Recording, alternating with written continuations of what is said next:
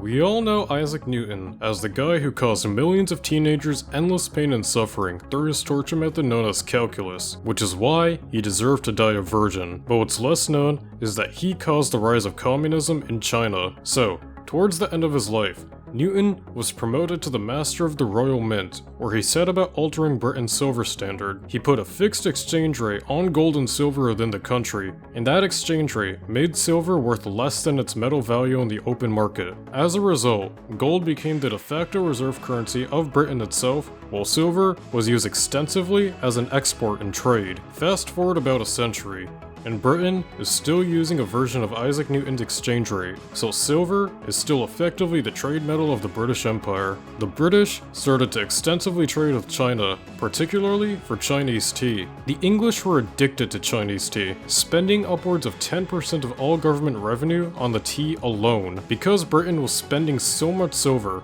the Chinese became dependent on it, to the point where the Chinese emperor refused to accept any other trade good except silver. As a result, all of Britain's silver reserves were flowing east to China. Eventually, however, the British found something that the Chinese would accept in lieu of silver: opium. The British would grow opium in India, let the smugglers take it to China, and get their precious silver back. This led to the Opium Wars. China lost badly, and was forced to sign horribly one-sided treaties with the West. The Opium Wars led to the Qing dynasty being replaced by a republic. This Chinese republic was an utter failure and eventually dragged China back into civil war, which made it weak enough to be invaded by Japan. The Japanese invasion caused China to go into political and economic ruin. Mao Zedong took advantage of this, seized control of the Chinese mainland, and established communism in China. If Isaac Newton hadn't altered the British silver standard, Mao Zedong might have never risen to power and established communism in China.